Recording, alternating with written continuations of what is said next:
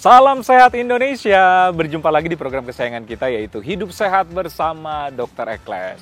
Ingat, kesehatan itu sangat penting, jadi wajib pantengin episode ini sampai selesai untuk mendapatkan informasi kesehatan yang bermanfaat dan tentu saja terpercaya untuk Anda. Nah pemirsa, selain kesehatan fisik, ternyata kesehatan mental tidak kalah pentingnya.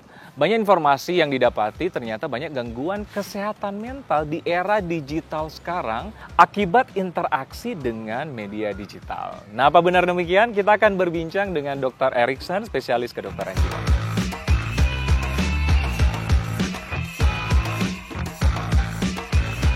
Oke pemirsa, saya sudah bersama dengan Dr. Erikson, spesialis kedokteran jiwa. Apa kabar dokter? Puji Tuhan sehat. Sehat selalu ya? Sehat selalu. Oke dokter, nah di episode kali ini kan kita membahas tentang kesehatan mental di era digital sekarang. Karena kan kita dituntut serba tahu, serba digitalisasi. Tapi itu apakah ada dampak terhadap kesehatan psikologi seseorang? Ya, pastinya ada ya. Di era digitalisasi sekarang ini kan kita tuh dimudahkan dengan berbagai macam akses informasi ya. Hanya dengan satu tombol gadget aja bisa memudahkan semuanya. Tapi memang pastinya ada dampaknya Dr. Ekles dan pemirsa semuanya. Semakin deras arus informasi yang kita dapatkan, kita semakin dijejali oleh informasi-informasi yang mungkin apakah ini benar atau tidak, apakah ini mungkin bermanfaat bagi saya atau tidak. Dan juga kalau kita melihat di sosial media kan banyak sekali ya orang-orang yang posting-posting hal-hal apapun pencapaian mereka ataupun hal-hal yang mereka lakukan itu juga bisa berdampak kepada diri kita. Kita bisa melihat, wah apakah saya sudah sama kurang lebihnya dengan pencapaian dia, dan juga ada sarana bagaimana saya bisa mengaktualisasi diri saya. Kira-kira saya udah sama nggak ya dengan teman saya? Kira-kira saya udah sama belum ya dengan orang-orang di sekitar saya? Seperti itu. Jadi udah pasti ada dampaknya tuh. Perkembangan teknologi yang harusnya memudahkan kita mendapat informasi, di lain sisi pun bisa menimbulkan berbagai dampak psikologis kalau tidak ditangani dengan baik. Jadi berpengaruh terhadap kesehatan mental ya. Betul. Tapi terkait dengan sosial media, Ada istilahnya harus update kehidupan di sosial media, apalagi dengan banyaknya like, banyaknya komen, rasa happy dan sebagainya. Tapi kalau ada komen-komen yang kurang senang, dianggap mendownkan pikiran, mendiskreditkan dan sebagainya. Nah, itu apakah salah satu tanda-tanda gangguan mental atau gimana? Nah, benar. Jadi gangguan mental itu harus ada kumpulan dari berbagai macam gejala. Kita harus pantau dulu, kita observasi ini udah berapa lama kejadian ini, apakah berulang, dan juga apa dampaknya dalam kehidupan kita. Apakah jadi aktivitas kita terganggu? Kalau misalnya kita disudutkan, ada yang nggak suka sama kita, tapi aktivitas kita masih baik-baik aja. Berarti bukan gangguan mental? Bukan gangguan mental, ya paling tekanan sedikit lah. Tekanan mental itu belum berarti gangguan mental. Oke.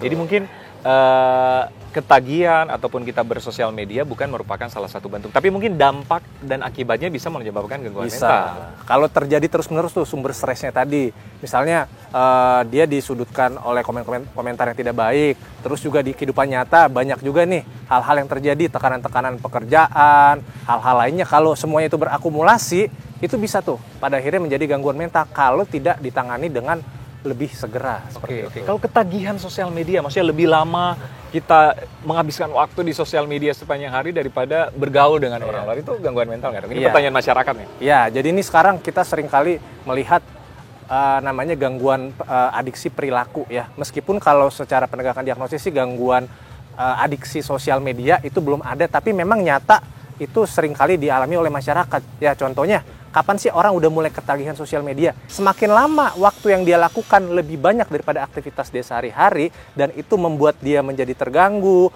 relasi dengan orang lain juga jadi terganggu, dan juga sehari-hari dia juga produktivitas juga jadi berkurang, dan di mana-mana yang dia pikirkan gimana caranya supaya saya melihat sosial media, gimana supaya saya semakin sering update status seperti itu. Nah, kalau itu sudah menjadi keseharian dan mengganggu kegiatan aktivitas dia, sehari-hari. Nah itu sudah mulai bisa dikatakan jangan-jangan nih kena adiksi perilaku, dalam hal ini sosial media. Nah itu perlu sesegera mungkin memeriksakan diri itu ke profesional kesehatan mental, bisa ke psikolog, bisa ke psikiater sebelum semakin terlambat. Oke, nah ini yang harus diperhatikan pemirsa nih, siapa yang sering bersosial media kebanyakan ya. Ya.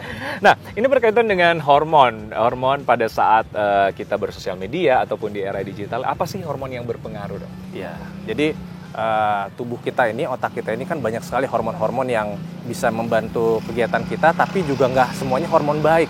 Ada juga hormon yang mungkin tanda kutip sifatnya tidak baik atau jahat ya. Kalau kita misalnya contohnya kita mendapatkan informasi di sosial media yang membuat kita senang, wah senang ya, hiburan-hiburan ya kita melihat ya tontonan yang lucu-lucu, Lucu-lucu, ya, yang menyenangkan, itu ada hormon yang namanya dopamin. Hormon dopamin itu dikeluarkan dari otak kita, namanya brain reward center, itu sifatnya mendapat reward. Kalau kita dapat reward, penghargaan gimana yang kita rasakan? Seneng ya? Seneng. Iya, sama Happy. itu halnya ketika kalau kita melihat informasi yang menyenangkan, di like, misalnya postingan kita di like, Like yang banyak, like komen yang yang banyak, banyak, komen oke. banyak, itu akan mengeluarkan hormon senang, namanya dopamin. Hormon dopamin. Nah, dopamin itulah yang membuat seseorang itu merasa senang. Tapi bukan hanya hormon senang juga. Nah, Ada apa itu, juga hormon yang sifatnya itu bisanya negatif. Ya, sifatnya negatif. Contohnya adalah hormon kortisol. Kortisol itu biasanya hormon yang keluar dari otak kita ketika seseorang itu merasa stres, tidak nyaman, Cemas. iya, cemas, tertekan, seperti itu. Hormon itu bisa keluar. Nah, hormon kortisol itu ketika keluar semakin banyak di dalam tubuh seseorang, itu bisa bikin orang, contohnya jadi berdebar-debar, ya, jadi sakit kepala, jadi mudah mual-mual, sulit tidur, ya. Nah, diharapkan hormon kortisol atau hormon yang negatif ini tidak keluar terlalu banyak. Dengan cara kita harus bisa menghandle segala macam stres dengan baik. Ada juga yang namanya hormon oksitosin. Nah, oksitosin, ya. Jadi ketika seseorang itu menjalin relasi, komunikasi di media sosial, biasanya kan bisa terjalin yang namanya saling percaya, trust, ya. Bisa juga saling rasa terkoneksi, terhubung.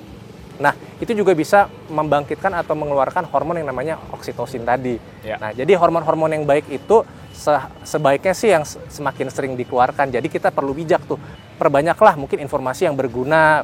Contohnya misalnya kita buka sosial media atau internet itu yang meningkatkan kemampuan kita, dibandingkan tadi yang berita-berita kita fokus berita-berita yang terlalu banyak kriminal atau berita-berita yang sifatnya itu tidak baik gitu, seperti itu. Oke, pemirsa, masih banyak informasi terkait kesehatan mental. Tetap bersama kami di Hidup Sehat bersama Dr. Eka.